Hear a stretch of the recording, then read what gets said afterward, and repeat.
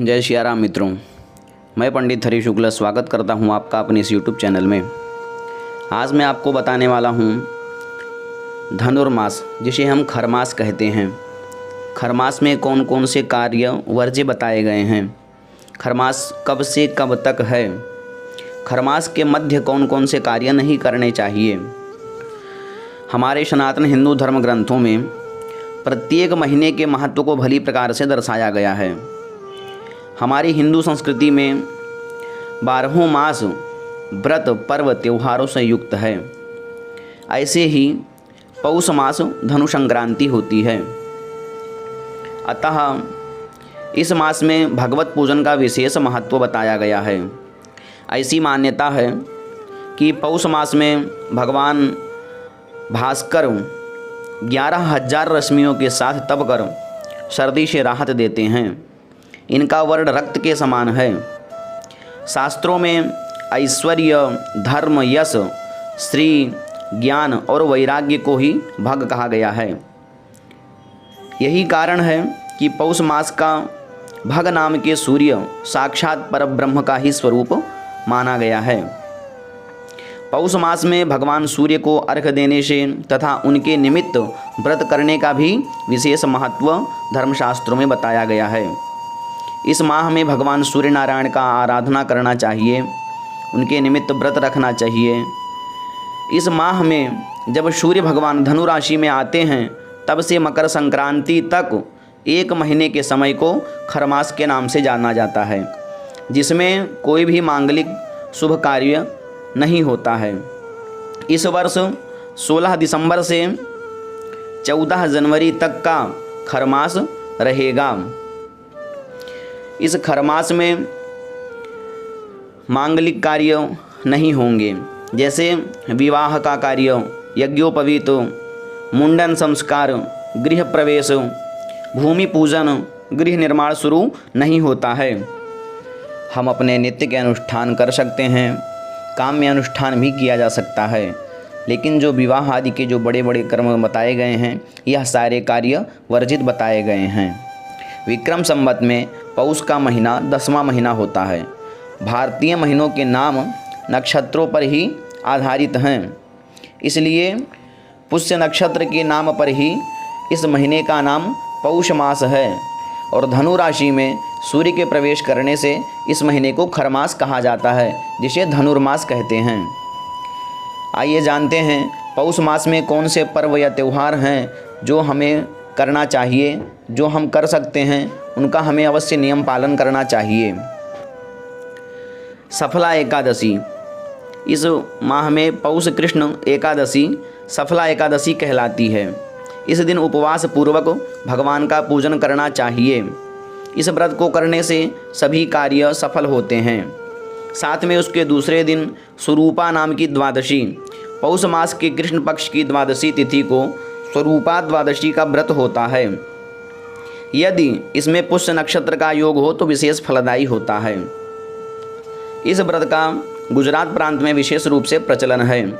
सौंदर्य, सुख, संतान और सौभाग्य प्राप्ति के लिए इसका अनुष्ठान किया जाता है। आरोग्य व्रत, विष्णु धर्मोत्तर पुराण में वर्णन मिलता है कि पौष शुक्ल द्वितीया को आरोग्य प्राप्ति के लिए आरोग्य व्रत किया जाता है। ब्रह्म गौरी पूनम व्रत, इस व्रत को पौष मास की शुक्ल पक्ष की तृतीया को किया जाता है। इस तिथि पर जगत जननी गौरी का षोडशोपचार से पूजन किया जाता है। इस व्रत को मुख्य रूप से स्त्रियों द्वारा ही किया जाता है। इस गौरी पूजन व व्रत से पति व पुत्र दोनों चिरंजीवी होते हैं और व्रत करने वाले के लिए परम धाम भी सुगम हो जाता है। उसके बाद में आता है मार्तंड सप्तमी। पौष शुक्ल सप्तमी को मार्तंड सप्तमी कहते हैं।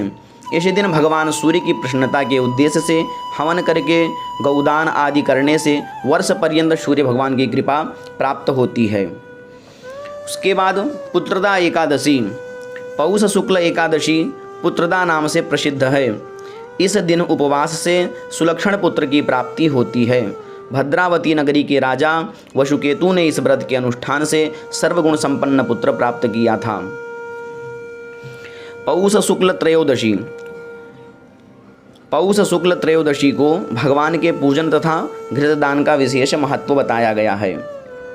माघ मास के स्नान का प्रारंभ पौष की पूर्णिमा से होता है।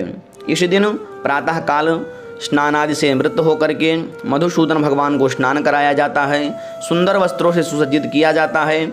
उन्हें मुकुट, कुंडल, किरीट, तिलक, हार तथा पुष्प आदि धारण कराए जाते हैं। फिर धूप दीप नैवेद्य निवेद्य करके आरती उतारी जाती है। पूजन के अंत में ब्राह्मण भोजन तथा दक्षिणा आदि का विधान है। केवल इस दिन एक दिन का ही स्नान सभी वैष्णव तथा दिव्य लोक की प्राप्ति कराने वाला बताया गया है। पौष मास के रविवार को व्रत करके भगवान सूर्य के निमित्त अर्घ्यदान दिया जाता है तथा एक समय नमक रहित भोजन किया जाता है। इस प्रकार यह पौष मास का पावन महात्म्य है। मकर संक्रांति पौष मास की 14 जनवरी को मकर संक्रांति के रूप में मनाया जाता है, क्योंकि इस दिन सूर्य मकर राशि में प्रवेश करते हैं। इस दिन पवित्र नदियों अथवा तालाबों में सुबह सवेरे स्नान आदि करके दान किया जाता है। दान में अधिकांशतः खिचड़ी आदि का दान किया जाता है। बहुत से लोग ऊनी वस्त्र, कंबल आदि का भी दान कर सकते हैं। जिसकी जितनी सामर्थ्य हो उसी के अनुसार दान आदि करना चाहिए। पौष के महीने में सूर्य उत्तरायण होते हैं। पौष के महीने में ही मकर संक्रांति के दिन से सूर्य उत्तरायण हो जाते हैं। गीता में भगवान श्री कृष्ण ने कहा है कि जो व्यक्ति सूर्य के उत्तरायण के दिन में शुक्ल पक्ष में अपने प्राण त्यागते हैं वह मृत्यु लोक में लौट करके नहीं आते हैं। यही वजह है कि महाभारत के युद्ध में बाणों से छलने भीष्म पितामह ने सूर्य के उत्तरायण होने के बाद ही अपने प्राण त्यागे थे। जब उन्हें बाण लगे थे तब सूर्य दक्षिणायन थे, तब उन्होंने बाणों की शैया पर लेटकर खास तौर पर सूर्य के उत्तरायण होने का इंतजार किया था। ऐसा माना जाता है कि इस वजह से भीष्म पितामह को मृत्यु के बाद मोक्ष की प्राप्ति हुई थी। तो इस तरह भगवान सूर्य नारायण की उपासना आदि करके भगवान सूर्य को प्रसन्न करें। आदित्य हृदय स्तोत्र का नित्य पाठ करें। खास तौर पे सबसे ज़्यादा नियम यह है कि सुबह भगवान को ना कुछ कर सके तो अर्घ्य प्रदान जरूर करें। अर्घ्य के लिए तांबे के पात्र से जल दें। जल में रोली और लाल फूल डालें। इसके बाद ओम सूर्याय नमः या ओम आदित्याय नमः का जाप करके भगवान सूर्य नारायण को अर्घ्य दान दें। इससे सारी मनोकामनाएं पूर्ण होती हैं, आरोग्यता की प्राप्ति होती है। जानकारी अच्छी लगी हो तो कृपया वीडियो को लाइक और चैनल को सब्सक्राइब अवश्य करें। हम आपके लिए ऐसे ही अद्भुत जानकारी लेकर के आते रहते हैं। जानकारी अच्छी लगी हो तो कृपया अपने हित मित्रगण जो भी आपके हों उनको आप शेयर करें और लोगों तक जानकारी को पहुंचाएं। धन्यवाद।